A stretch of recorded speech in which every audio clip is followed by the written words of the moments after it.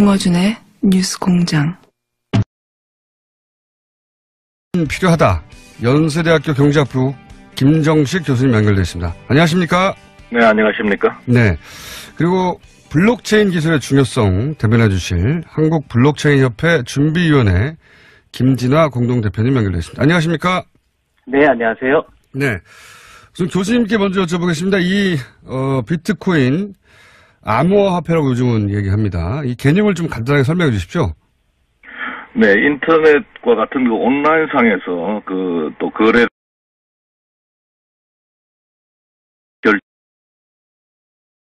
형태의 화폐다 이렇게 볼 수가 있습니다. 이게 암호화 화폐라고 부르는 이유는 뭡니까? 그 형태가 이제 우리가 뭐 암호화폐다 또 이렇게도 얘기를 하는데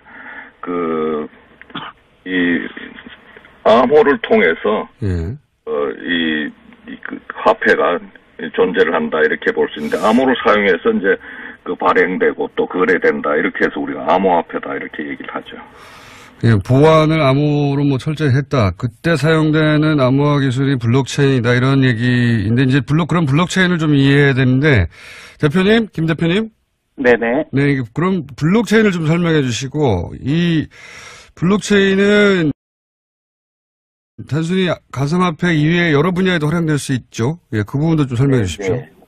우선 암호화폐라고 하는 이유는 기존의 분산 컴퓨팅의 암호학을 결합시켜서 새로운 방식으로 우리가 화폐 단위를 주고받기 때문에 암호화폐라고 부르는 거고요. 예컨대 가상화폐라고 하면 기존의 게임머니라든지 항공사 마일리지도 다 포함이 됩니다. 그래서 실제 중앙은행들의 중앙은행인 BIS, 국제결제은행 같은 경우도 크립토커런시, 암호화폐라는 용어를 쓰고 있고요. 이 기술, 즉 블록체인 기술은 이 암호화폐를 가능하게 한 기술이었는데요. 간단하게 말씀드리면 우리가 항상 모든 금융거래를 하면 중개자가 있지 않습니까? 그리고 부동산 거래를 해도 중개자가 있고요. 이렇게 중개자 있는 방식, 그다음에 인터넷에서도 서버 제공하는 서비스 업자들이 있습니다. 뭐 네이버라든지 구글이라든지. 블록체인 기술은 이 중개자를 없애고 비트코인의 경우에는 P2P로 돈을 주고받는. 그다음에 뭐 부동산 거래 내역을 중개자 없이 정부 차원에서 부동산 등기 같은 것들을 운영을 한다든지요. 삼성 SDS가 발표한 걸 보면은 수출입 과정에 해운 물류 과정에서도 여러 거래 주체들이나 인증 주체들이 있지 않습니까? 뭐 관세청도 있을 것이고요. 거기에 거래 내역을 장부를 똑같이 하나씩 똑같은 장부를 가지고 P2P로 그 내역들을 확인하거나 화폐 단위를 주고받거나 이런 것이고요. 세간의 오해가 또 정부가 이 오해를 부추겼는데 암호화폐는 단순히 블록체인의 하나의 영역에 불과하다 이런 오해인데 사실은 블록체인은 이 각광받고 있고 인터넷의 미래까지 바꾼다는 블록체인은 공개형 블록체인, 그러니까 폐쇄형 블록체인이 있습니다. 그런데 이 공개형 블록체인을 위해서는 모든 시스템을 분산하기 위해서 자발적으로 자기 컴퓨팅 파워를 가지고 여기에 참여하는 사람들이 있어야 되는데요. 이 사람들에게 어떤 인센티브를 지급하는 화폐 단위가 바로 암호화폐가 되는 겁니다. 따라서 논리적으로 공개형 블록체인을 위해서는 암호화폐가 필수적으로 수반하는 것이고요. 따라서 정부에서 암호화폐는 불법화시키고 블록체인만 장려하겠다. 이거는 좀 언어 도단인 거죠. 예컨대 공개형 블록체인은 우리의 접근권이 없어지게 되는 겁니다. 예, 개념과 함께 필요성까지 한꺼번에 다 얘기하셔가지고 네네. 이 개념에 생소하신 분들은 필요성까지 이해하기가 어렵습니다. 자, 좀 차근차근 해볼게요. 네네네. 비트코인이 이런 가상화폐 등장한 배경을 청취자분들이 이해하시면 되는데요. 이제 국제 자본 거래가 이렇게 늘어나고 또 국제 간에 있어서 이제 인터넷으로 상거래가 늘어나지 않습니까? 이제 그 결제를 해야 되는데 기존의 법정 통화로 결제를 할 때는 여러 가지 수수료를 거기에 물게 된단 말이죠. 그런데 이제 이 블록체인이라든지 또 가상화폐를 사용하면은 그런 수수료 없이 이렇게 거래를 할 수가 있기 때문에 기존에 이제 이 금융 환경이 많이 변했는데 기존의 법정 통화로는 이런 금융 환경의 변화를 따라가지 못하기 때문에 그 법정 통화에 대한 하나의 경쟁 통화가 하나 만들어졌다 이렇게 생각하시면 됩니다. 그것이 바로 가상화폐라는 거죠. 알겠습니다.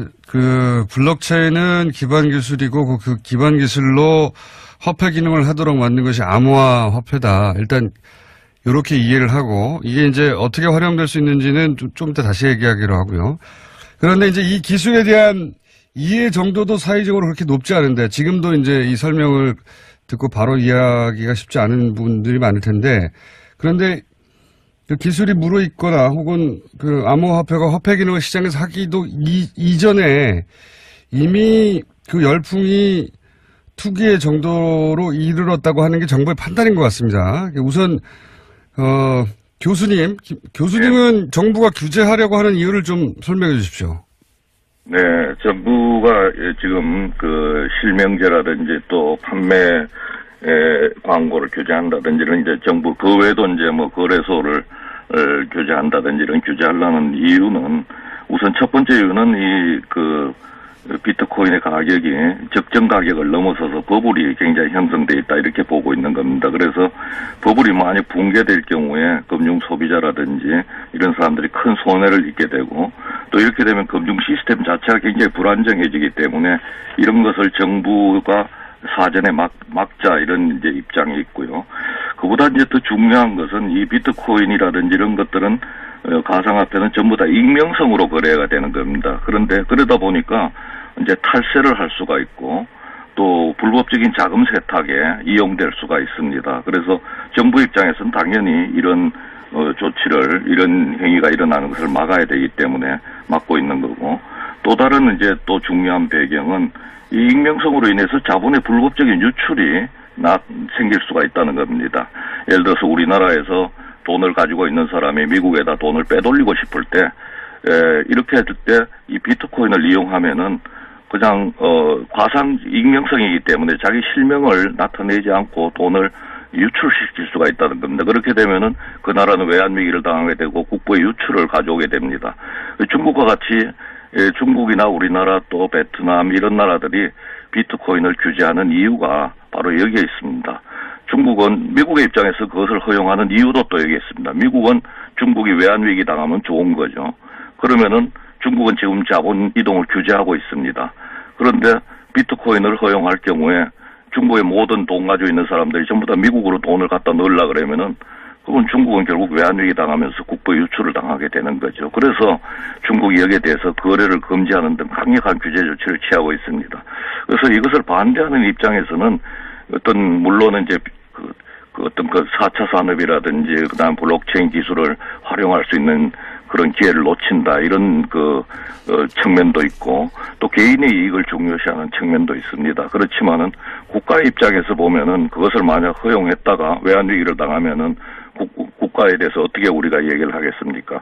이런 것을 막지 못하는 국가가 책임이 있다 이렇게 얘기를 할 수가 있지 않겠습니까? 과세도 이제 정부는 원하는 것 같고요. 만약에 거래가 있다면 예. 자. 네, 교수님의 이제 기본적인 그 규제 이유를 설명을 하셨는데, 또 이 블록체인 기술의 중요성을 생각하시는 분들은, 어느 정도의 규제는 필요하지만 정부는 그걸 최소화해야 한다. 이런 입장인 것 같아요. 어떻습니까, 대표님? 예, 지금 교수님께서 설명해 주셨는데 그중에 적정 가격이란 말이 있었는데요. 적정 가격을 우리가 현 시점에서 어떻게 알 수 있을 것인가. 2000년대 닷컴 버블 시절에도 적정 가격이란 것들을 그 당시엔 몰랐지 않습니까? 그리고 더욱이 정부가 어떻게 그 적정 가격에 대한 판단을 할 수가 있단 말입니까? 우리는 시장 경제를 지금 우리가 펼치고 있지 않습니까? 그런 면에서 사실은 저 같은 입장에서도 1년 반 전서부터 규제를 오히려 해야 된다라고 제언을 해왔습니다. 근데 지금 하고 있는 게 과연 규제인가? 아니면 뒤늦은 단기 대책 남발인가? 이걸 우리가 검토해 볼 필요가 있고요. 그리고 교수님께서 외환 유출 말씀하셨는데 외환이 유출되고 있다라는 어디에도 근거가 없습니다. 팩트에 기반해서 얘기해야 합니다. 근데 단순히 그런 우려만 지금 남발하고 있는 것이고요. 그리고 설사 외환 유출이 우려된다고 하면 거래소를 오히려 이 블록체인 암호화폐 생태계에서 유일하게 실명 확인을 하는 거래소를 통해서 그런 외환 유출을 거래소의 일본처럼 건전한 그 법제화를 통해서 그런 것들을 막을 수가 있는데 오히려 거래소를 불법으로 폐쇄하면 풍선 효과가 커지는 거죠. 그래서 지금 저희는 규제를 하지 말라는 게 아니라 제대로 되고 중장기적인 규제를 해야지 우리가 부작용은 최소화하면서 블록체인 기술과 같은 잠재력들은 키울 수 있다. 이렇게 주장하는 겁니다. 여기에 대해서 그 규제를 아예 하지 말자는 건 아니다. 여기까지는 이제 공통인데. 네, 1년 반 전서부터 규제해야 된다고 오히려 제언해 왔습니다. 네, 그렇지만 정부가 묵살했습니다. 네. 규제의 정도를 가지고 이제 말씀하신 거라고 지금 대표님 말씀하시는 건데, 교수님은 이 말씀 듣고 이제 하실 말씀 있으십니까? 네, 적정 가격이란 것은 뭐 아무도 모른다 이렇게 얘기를 할 수 있고, 또 물론 이제 4차 산업에 큰 도움이 된다든지 이렇게 되면은 뭐 적정 가격이 이렇게 높아질 수도 있는 그런 가능성도 충분히 있습니다. 그렇지만은 현재 그 국제 가격보다 우리나라 가격이 최대 40% 이렇게 높게 형성되는 걸 봐도 이것은 좀 적정 가격보다 너무 높게 형성돼 있다 이렇게 볼 수가 있고요. 또 이제 그 정부 규제가 거래소를 폐지하는 그런 것이 그런 것만 보는 것이 아니라 아까 말씀드린 대로 실명제라든지 거래소의 불법 거래를 규제한다든지 이런 것들이 지금 정부가 하고 있는 규제이기 때문에 반드시 이제 거래소를 폐지하는 것이 정부 규제다 이렇게 보는 것은 잘못된 생각인 것 같습니다. 그러면 대표님 실명제나 네네네. 과세 시도는 어떻게 보십니까? 예, 실명제는 저희 업계에서 사실은 휴대폰 같은 것들을 이용해서 먼저 해왔고요. 그리고 자율규제안을 지난 12월 15일 날 정부보다 앞서서 발표한 그 안에도 은행들과 함께 저희가 몇 개월간의 테스트를 거쳐서 원래 1월 1일부터 실명 확인에 준하는 본인 강화성이 강화된 입출금 시스템 같은 것들을 적용한다고 말했습니다. 그런데 정부가 그걸 실명제라는 걸로 바꿔서 얘기하는데요. 그러니까 사실은 자율규제가 차분히 진행되는 것만 봐도 좋을 텐데 이 부처에서는 거래소 폐쇄하겠다, 저 부처에서는 실명제하겠다. 지금 이러면서 혼란이 강화됐고요. 교수님께서 말씀하신 김치 프리미엄도 사실은 정부가 부추긴 게 큽니다. 예컨대 외국인들의 참여를 막았다라든지 아니면은 비트코인 구매 목적으로 해외에 돈을 보내는 걸 막는다든지 이러면서 한국이 갈라파고스가 되면서 당연히 모든 자산에는 가격 차이가 있고 그것이 자유롭게 오가면서 해소가 돼야 되는데 지금 한국에서 정부의 이런 경직된 그다음에 단기적인 대책이 김치 프리미엄도 키우고 있는 그런 역설적인 상황이 지금 초래되고 있습니다. 그러면 정부가 비트코인의 광풍에 책임이 있는 겁니까? 그렇죠. 정부가 이렇게 단기 대책을 남발하기 시작한 게 지난 9월 29일부터인데요. 그때 비트코인 가격이 불과 500만 원 정도에 불과했고 이더리움 같은 경우는 30만 원에 불과했는데 지금 정부가 매번 그렇게 단기 대책을 남발할 때마다 지금 2천만 원 넘어서고 200만 원 넘어서고 그런 상황이 온 겁니다. 그래서 좀 차분해질 필요가 있다. 다른 나라도 물론 우리가 더 비싸긴 하지만 다른 나라 가격도 그만큼 올랐는데 그럼 한국 정부를 보고 외국인들도 가격을 올린 거예요? 네, 요즘에는 김치 프리미엄이 아까 말씀하신 대로 예전엔 안 그랬는데 40% 50% 가게 된 이후에는 그런 것들도 일조하고 있다라고 보고요. 해외에서 일본과 한국이 오르니까 이것이 후행할 거다 뭐 이러한 예측을 나오면서 피드백 효과가 생겨나고 있습니다. 예. 그 우리 정부가 전 세계 비트코인 가격을 올린 겁니다. 그런 면도 없지 않아 있습니다. 한번 차분히 돌아봐야 됩니다. 그래서 좀 더 차분하게 중장기적인 관점을 가져야지 시장의 참여자들도 단기적이고 한탕지에 벗어날 수가 있다라고 봅니다. 처음 듣는 해석인데요. 뭐 우리 정부 지금 현 정부의 비트코인 정책이 뭐 다 잘했다고 말할 수는 없지만 규제의 역설입니다. 규제의 역설 전형적으로요. 예.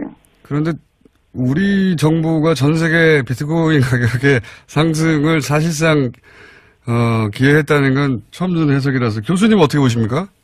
네, 정책을 쓸 때는 항상 이제 그 비용과 수익을 생각해서 정책을 쓰게 됩니다. 그래서 물론 이제 비트코인이라든지 이런 가상화폐를 규제하게 되면은 여러 가지 그 문제도 생깁니다. 예를 들면은 뭐 4차 산업 발전을 지연시킨다든지 또 시장에 반한다든지 이런 여러 가지 그 문제가 있습니다. 그렇지만은 또 아까 제가 말씀드린 대로 그 규제를 안 했을 때 여러 가지 또 비용이 존재하게 된단 말이죠. 그 외환 위기를 겪을 수가 있다든지 자본의 불법적인 유출로 국부가 유출된다든지 이런 여러 가지 문제가 생길 수가 있습니다. 그래서 어느 나라든지 그 비용과 수익을 생각해가지고 이제 정책을 사용하게 되는데 이제 미국이나 일본과 같이 비트코인을 허용하는 나라는 그런 비용이 별로 그래 크지 않다. 그리고 수익이 오히려 더 높다. 이렇게 생각해서 허용하는 거고, 그 중국이라든지 한국이라든지 이런 그 자본의 유출로 인해서 외환 위기의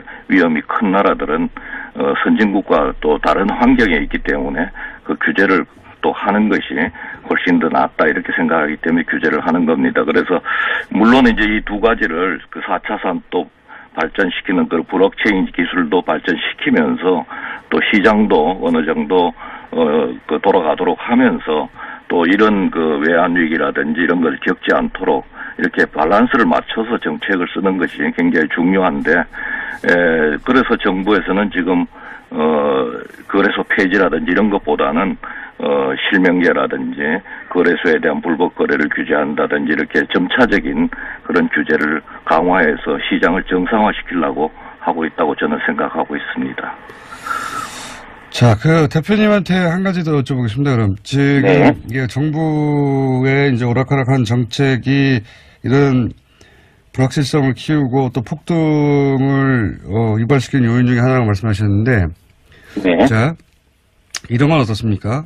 이 가격 폭등 폭락의 기존의 주식시장처럼 이런 폭등 폭락을 통해서 이득을 보고자 하는 어떤 작전 세력이나 그런 장난도 기원 반화가 있지 않겠습니까? 예, 저는 그런 것도 있다고 보고요. 그것이 풍선 효과처럼 퍼져나가면서 우리가 흔히 말하는 잡코인이라고 부르는 비트코인, 이더리움 말고 작은 동전주라고도 부르는 그런 데 휩쓸려 다니면서 지금 투기 열풍이 더 거세지고 있는 겁니다. 예.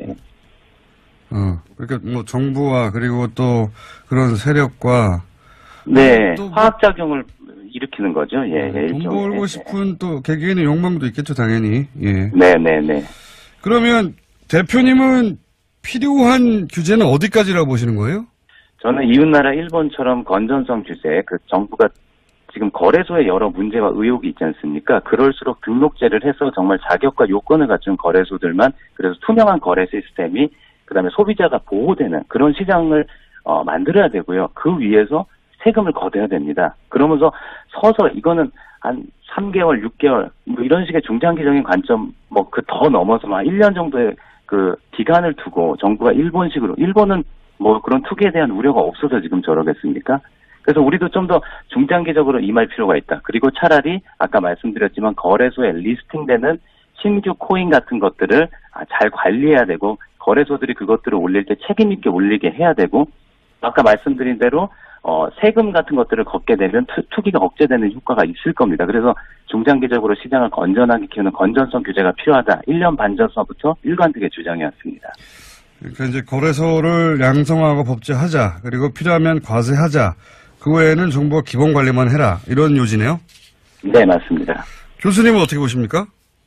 네, 우선은 정부가 현재 거래 실명제라든지 혹은 거래소의 불법적인 그런 거래를 금지한다든지 혹은 거래소의 기준을 높인다든지 뭐 이런 여러 가지 조치를 취할 필요가 있다 이렇게 생각이 들고요.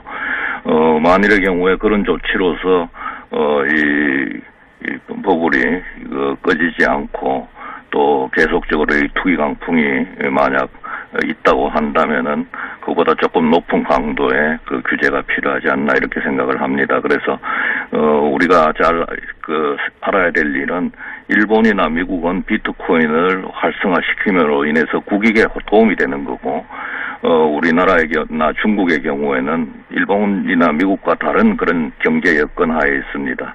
그래서 언제든지 외환 위기를 당할 수가 있고 그 돈이 빠져나갈 가능성이 높습니다. 지금 북핵 문제라든지 여러 가지 그 불안정한 상황으로 인해서 미국이나 일본과는 다른 경제 상황이 있기 때문에 미국이나 일본이 한다 그래가지고 똑같은 정책을 우리가 똑같이 해야 될 필요는 없는 거죠. 그래서 신중한 물론 이제 4차 산업이라든지 블록체인을 발전시키기 위해서 가상화폐가 필요한 면도 있습니다. 그렇기 때문에 그런 두 가지 이익을 다 이렇게 조화시킬 수 있는 그런 정부의 신중한 정책이 필요한 시기다 이렇게 생각합니다. 외환 유출 관련해서 한마디만 말씀드려도 될까요?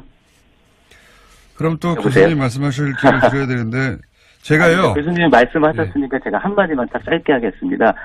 지금 우리가 외환 보유액이 사상 최고액을 연이어 갱신하고 있고요. 그리고 만약에 외환이 유출이 그렇게 됐다면 그 증거가 다 남습니다. 우리 금융권이 다 사실상으로 외국간을 은행들이 독점하고 있기 때문에요. 그리고 지금 원화가 어느 때보다 강세입니다. 따라서 좀 저는 팩트에 근거해서 이야기가 이루어져야 된다. 그렇게만 짧게 제언드리겠습니다. 네, 그 말씀을 이미 하셨고. 네, 외환 위기에는 일본이나 미국은 국제통화를 가지고 있고요. 우리나라는 국제통화를 가지고 있지 않습니다. 국제통화를 가지고 있지 않는 나라가 자본 자유화를 한 상황에서는 언제든지 외환 부족으로 인해서 외환 위기를 겪을 수 있는 가능성이 높고요. 이런 것은 우리 국제금융 분야에서도 이미 다 알려진 사실입니다. 네, 근데 외환이 유출됐을 때 그런 얘기를 했습니다. 알겠습니다. 실제 유출됐을 때요. 네. 자. 이 이야기는 사실 이렇게 저희가 짧게 준비해서는, 뭐, 충분한 논의가 될 수 없는 사안인지 알면서도, 일단 요렇게 시작을 한다. 알리는 의미에서 저희가 두 분을 모셨고요. 앞으로 이 비트코인 관련해서 저희가 여러 차례 여러 기획을 하고 있으니까 또 모시도록 하겠습니다. 오늘 말씀 감사합니다. 네, 당연히 이런, 조치를, 이런 행위가 일어나는 것을 막아야 되기 때문에 막고 있는 거고, 또 다른 이제 또 중요한 배경은 이 익명성으로 인해서 자본의 불법적인 유출이 생길 수가 있다는 겁니다. 예를 들어서 우리나라에서 돈을 가지고 있는 사람이 미국에다 돈을 빼돌리고 싶을 때, 이렇게 했을 때 이 비트코인을 이용하면은 그냥, 과상 익명성이기 때문에 자기 실명을 나타내지 않고 돈을 유출시킬 수가 있다는 겁니다. 그렇게 되면은 그 나라는 외환 위기를 당하게 되고 국부의 유출을 가져오게 됩니다. 중국과 같이 중국이나 우리나라 또 베트남 이런 나라들이 비트코인을 규제하는 이유가 바로 여기에 있습니다. 중국은 미국의 입장에서 그것을 허용하는 이유도 또 여기에 있습니다. 미국은 중국이 외환위기 당하면 좋은 거죠. 그러면은 중국은 지금 자본 이동을 규제하고 있습니다. 그런데 비트코인을 허용할 경우에 중국의 모든 돈 가지고 있는 사람들이 전부 다 미국으로 돈을 갖다 넣으려 그러면은 그건 중국은 결국 외환위기 당하면서 국부 유출을 당하게 되는 거죠. 그래서 중국이 여기에 대해서 거래를 금지하는 등 강력한 규제 조치를 취하고 있습니다. 그래서 이것을 반대하는 입장에서는 물론 이제 어떤 4차 산업이라든지 그다음 블록체인 기술을 활용할 수 있는 그런 기회를 놓친다 이런 측면도 있고 또 개인의 이익을 중요시하는 측면도 있습니다. 그렇지만은 국가의 입장에서 보면은 그것을 만약 허용했다가 외환 위기를 당하면은 국가에 대해서 어떻게 우리가 얘기를 하겠습니까? 이런 것을 막지 못하는 국가가 책임이 있다 이렇게 얘기를 할 수가 있지 않겠습니까? 근데는 블록체인은 공개형 블록체인과 폐쇄형 블록체인이 있습니다. 예. 그런데 이 공개형 블록체인을 위해서는 모든 시스템을 분산하기 위해서 자발적으로 자기 컴퓨팅 파워를 가지고 여기에 참여하는 사람들이 있어야 되는데요. 이 사람들에게 어떤 인센티브를 지급하는 화폐 단위가 바로 암호화폐가 되는 겁니다. 따라서 논리적으로 공개형 블록체인을 위해서는 암호화폐가 필수적으로 수반하는 것이고요. 따라서 정부에서 암호화폐는 불법화시키고 블록체인만 장려하겠다. 이거는 좀 언어 도단인 거죠. 예컨대 공개형 블록체인 대표님? 우리의 접근권이 없어지게 되는 겁니다. 예, 개념과 함께 필요성까지 한꺼번에 다 얘기하셔가지고 네네. 이 개념에 생소하신 분들은 필요성까지 이해하기가 어렵습니다. 자, 좀 차근차근 해볼게요. 네네네. 비트코인이 이런 가상화폐 등장한 배경을 청취자분들이 이해하시면 되는데요. 이제 국제 자본 거래가 이렇게 늘어나고 또 국제 간에 있어서 이제 인터넷으로 상거래가 늘어나지 않습니까? 이제 그 결제를 해야 되는데 기존의 법정 통화로 결제를 할 때는 여러 가지 수수료를 거기에 물게 된단 말이죠. 그런데 이제 이 블록체인이라든지 또 가상화폐를 사용하면은 그런 수수료 없이 이렇게 거래를 할 수가 있기 때문에 기존에 이제 이 금융 환경이 많이 변했는데 기존의 법정 통화로는 이런 금융 환경의 변화를 따라가지 못하기 때문에 그 법정 통화에 대한 하나의 경쟁 통화가 하나 만들어졌다 이렇게 생각하시면 됩니다. 그것이 바로 가상화폐라는 거죠. 알겠습니다. 단순히 가상화폐 이외에 여러 분야에도 활용될 수 있죠. 예, 그 부분도 좀 설명해 주십시오. 네.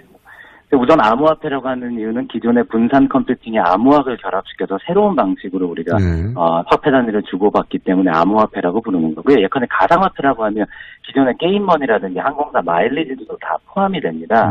그래서 실제 중앙은행들의 중앙은행인 BIS, 국제결제은행 같은 경우도 크립토커런시, 암호화폐라는 용어를 쓰고 있고요. 이 기술, 즉 블록체인 기술은 이 암호화폐를 가능하게 한 기술이었는데요. 간단하게 말씀드리면 우리가 항상 모든 금융거래를 하면 중개자가 있지 않습니까? 그리고 부동산 거래를 해도 중개자가 있고요. 이렇게 중개자 있는 방식, 그다음에 인터넷에서도 서버 제공하는 서비스 업자들이 있습니다. 뭐 네이버라든지 구글이라든지. 블록체인 기술은 이 중개자를 없애고 비트코인의 경우에는 P2P로 돈을 주고받는. 그다음에 뭐 부동산 거래 내역을 중개자 없이 정부 차원에서 부동산 등기 같은 것들을 운영을 한다든지요. 삼성 SDS가 발표한 걸 보면은 수출입 과정에 해운 물류 과정에서도 여러 거래 주체들이나 인증 주체들이 있지 않습니까? 뭐 관세청도 있을 것이고요. 거기에 거래 내역을 장부를 똑같이 하나씩 똑같은 장부를 가지고 P2P로 그 내역들을 확인하거나 돈 화폐 단위를 주고받거나 이런 것이고요. 세간의 오해가 또 정부가 이 오해를 부추겼는데 암호화폐는 단순히 블록체인의 하나의 영역에 불과하다 이런 오해인데 사실은 블록체인은 이 각광받고 있고 인터넷의 미래까지 바꾼 그 블록체인은 기반 기술이고 그 기반 기술로 화폐 기능을 하도록 만든 것이 암호화 화폐다. 일단 이렇게 이해를 하고 이게 이제 어떻게 활용될 수 있는지는 좀 이따 다시 얘기하기로 하고요. 그런데 이제 이 기술에 대한 이해 정도도 사회적으로 그렇게 높지 않은데 지금도 이제 이 설명을 듣고 바로 이해하기가 쉽지 않은 분들이 많을 텐데 그런데 그 기술이 무르익거나 혹은 그 암호화폐가 화폐 기능을 시장에서 하기도 이전에 이미 그 열풍이 투기의 정도로 이르렀다고 하는 게 정부의 판단인 것 같습니다. 우선 교수님은 정부가 규제하려고 하는 이유를 좀 설명해 주십시오.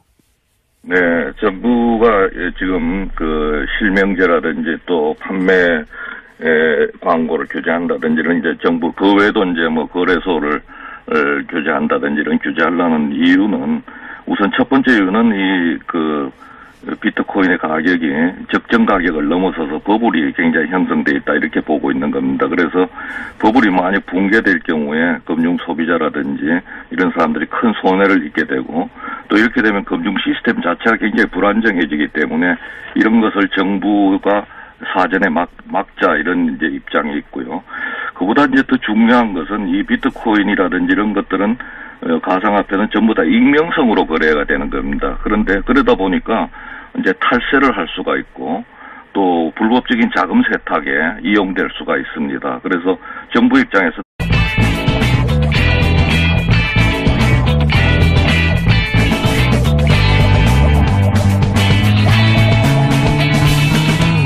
김어준의 뉴스공장 필요하다. 연세대학교 경제학부 김정식 교수님 연결됐습니다. 안녕하십니까? 네, 안녕하십니까? 네. 그리고 블록체인 기술의 중요성 대변해 주실 한국 블록체인 협회 준비위원회 김진화 공동대표님 연결됐습니다. 안녕하십니까? 네, 안녕하세요. 네. 우선 교수님께 먼저 여쭤보겠습니다. 이 비트코인 암호화 화폐라고 요즘은 얘기합니다. 이 개념을 좀 간단하게 설명해 주십시오. 네, 인터넷과 같은 그 온라인상에서 또 거래